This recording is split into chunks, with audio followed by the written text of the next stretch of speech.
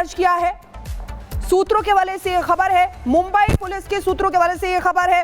सैफ ने हमले का पूरा घटनाक्रम बताया है।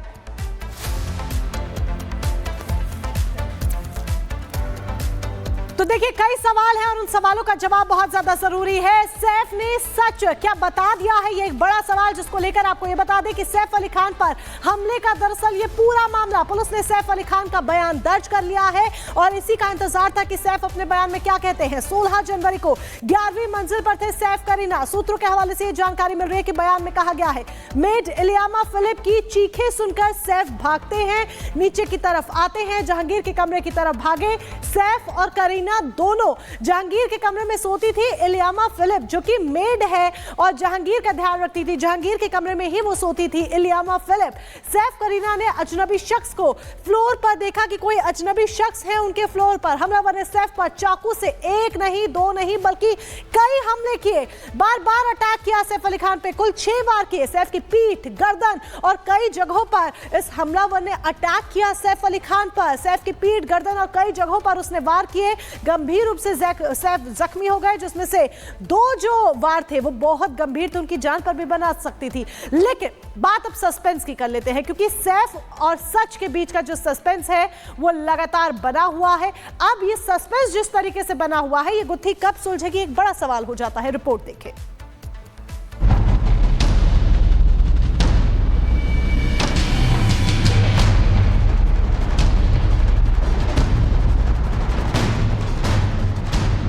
सैफ अली खान अस्पताल से 5 दिनों बाद वापस घर लौटते हैं। फिर उनकी ऑटो ड्राइवर के साथ एकदम ठीक ठाक हालत में तस्वीर सामने आती है। तो इस मामले की गुत्थी सुलझने के बजाय और ज्यादा उलझती दिखने लगती है। सवाल उठते हैं कि सैफ अली खान पर 6 बार चाकू से हमला हुआ तो सिर्फ 5 दिन में वो ठीक कैसे हो गए। सवाल ये भी उठ रहा है कि केवल 7 दिनों में ही गंभीर सर्जरी के बाद सैफ इतने फिट कैसे दिखाई दे रहे हैं। सवाल यह भी हो रहा है कि जब सैफ ठीक है तो फिर पुलिस के स्टेटमेंट से क्यों बच रहे हैं। सवाल उठाने वालों में फडणवीस सरकार में मंत्री नितेश राणे हैं। बांग्लादेश पहिले काय करतात त्या मुंबईमध्ये, त्या सैफ अली खानच्या घरात घुसले, म्हणजे नालायक बघा किती आहेत।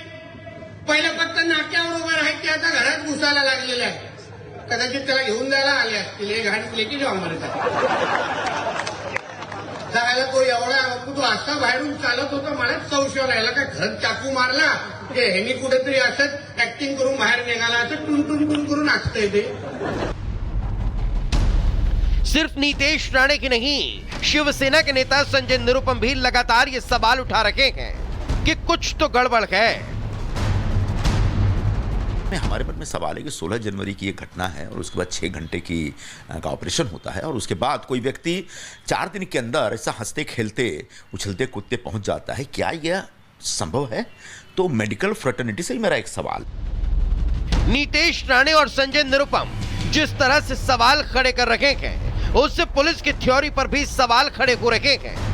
ऐसे सवालों से मुंबई पुलिस और खुद सैफ के परिवार को पर्दा उठाना चाहिए। सैफ अली खान मामले में जांच की प्रक्रिया लगातार जारी है, लेकिन वो सब कुछ जांच अभी संदेह के घेरे में है। रिमांड के 5 दिन पूरे हो चुके हैं। आरोपी को कोर्ट में देखिए पेश किया जाएगा, लेकिन सवाल यहाँ पर यह है कि जब रिपब्लिक भारत ने यहाँ पर आरोपी से बातचीत करने की कोशिश की तो वहाँ पर आरोपी जो है जवाब नहीं दे पाया। यही नहीं, आरोपी के पिता से भी जब रिपब्लिक भारत ने बातचीत की तो वहाँ पर आरोपी के पिता भी ये कहे कि नहीं, सीसीटीवी कैमरों से हमारे बेटे की तस्वीर बिल्कुल भी मेल नहीं खाती है। शुरुआत में यह भी कहा गया कि आरोपी का नाम पहले विजय दास है, लेकिन बाद में जब तस्वीरें साफ होती हैं तो ये पता चलता है कि नहीं, आरोपी का नाम मोहम्मद शहजाद है। इसके अलावा कई ऐसे मोड़ आए इस पूरे सैफ अली खान मामले में जहां पर लगा कि हाँ, कुछ तो है जो यहाँ पर छुपाया जा रहा है। सवाल कई हैं। करीना कपूर का घर से सैफ को छोड़कर करिश्मा के घर चले जाना, सैफ का अकेले ऑटो में अस्पताल जाना, आरोपी का घर में चोरी न करना, सोसाइटी में किसी को कानो कान खबर न लगना, ये वो तमाम सवाल हैं जो लोगों को ये सोचने पर मजबूर कर रहे हैं कि जितना आसान ये केस दिखाई देता है उतना है नहीं। लेकिन अच्छी बात ये कि सैफ अब पूरी तरह से ठीक है। लीलावती अस्पताल की मेडिको लीगल रिपोर्ट से खुलासा हुआ कि सैफ को 5 जगह चोट लगी थी। सैफ के दोस्त जैदी ने उन्हें लीलावती अस्पताल में भर्ती कराया था। ये वो रिपोर्ट है जो अस्पताल ने पुलिस को दी है। Bureau report, Republic Bharat. तो देखिए, सूत्रों के हवाले से जानकारी मिल रही है कि सैफ अली खान का बयान मुंबई पुलिस ने दर्ज किया है। अब सवाल कई खड़े हो रहे हैं कि 6 घंटे की सर्जरी उसके बाद भी सैफ इतनी जल्दी ठीक कैसे हो गई। लेकिन रिपोर्ट में क्या है ये आपको बता देते हैं। एक्टर सैफ अली खान पर हमले का ये पूरा मामला है।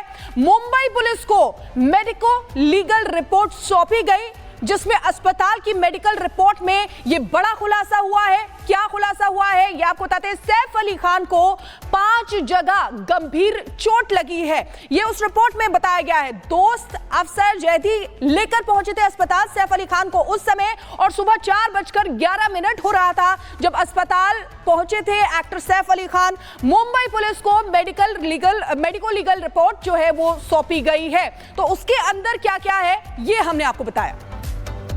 और चलिए प्रगति का रुख कर लेते हैं। प्रगति, ये जो पूरा मामला है सैफ पर हमले का, ये जलेबी की तरह से पूरी तरीके से उलझ चुकी है। अब सैफ अली खान का बयान दर्ज कर लिया गया है, तो क्या जो सैफ अली खान ने बताया है वही सच्चाई है या फिर कुछ और?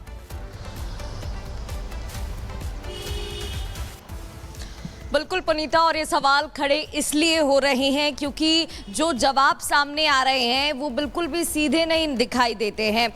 जिस तरीके से बार बार आरोपी को ले जाते वक्त उसका चेहरा पूरी तरीके से ढक दिया जाता है, एक बार भी पूरी तरीके से डिटेल या जानकारी वहां से सामने नहीं आ रही है। दूसरी ओर जब सैफ अली खान का स्टेटमेंट दर्ज हुआ है तो वहां पर भी कई बातें सामने आ रही हैं जिनका जवाब अभी तक नहीं मिला है। और इसलिए आपको अपडेट बता दूं, क्योंकि देखिए आज आरोपी को दूसरी बार बांद्रा कोर्ट में पेश किया जाना है, क्योंकि 14 दिनों की रिमांड मांगी गई थी। 14 दिनों की रिमांड में से 5 दिन की कस्टडी पुलिस को मिली थी, जिसमें से पुलिस ने क्या क्या डिटेल निकाली है, क्या क्या इस दौरान इन्वेस्टिगेशन में सामने आया है, ये पुलिस को बताना होगा और वो सामने भी आ जाएगा। इसके अलावा हो सकता है पुलिस और बिल्कुल एक डिटेल जो है वो सामने आनी बाकी है, और पुलिस की तरफ से देखिए कोई आधिकारिक जानकारी नहीं दी जा रही है। इसकी वजह से ये गुत्थी कहीं ना कहीं और उलझती हुई भी दिख रही है। प्रगति, आप हमारे साथ बने रहिएगा। इस बीच जिस तरीके से हम पुलिस की बात कर रहे हैं कि मुंबई पुलिस खुद भी सवालों के घेरे में इसीलिए आ रही है क्योंकि जांच अधिकारी बीच में बदल दिए जाते हैं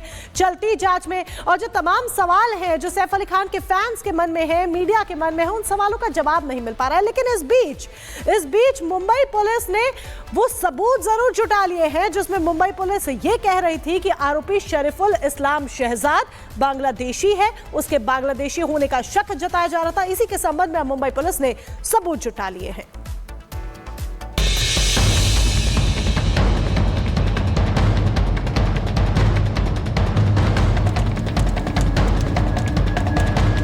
इसमें प्राइमरी फेस ऐसा लगता है कि ये जो एक्यूज है ये बांग्लादेशी है और इंडिया में इलीगली एंटर करने के बाद ऐसा एक्यूज ने इसका नाम चेंज किया है, वो एक रीजन हो सकता है।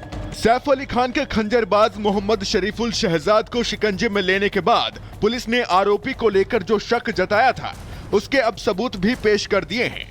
पूछताछ में चाकूबाज शहजाद ने मुंबई पुलिस को कई बार चकमा देने की पूरी कोशिश की, अलग अलग जवाब देकर जांच टीम को उलझाने के प्रयास किए, लेकिन पुलिस हर स्तर पर पड़ताल में जुटी थी।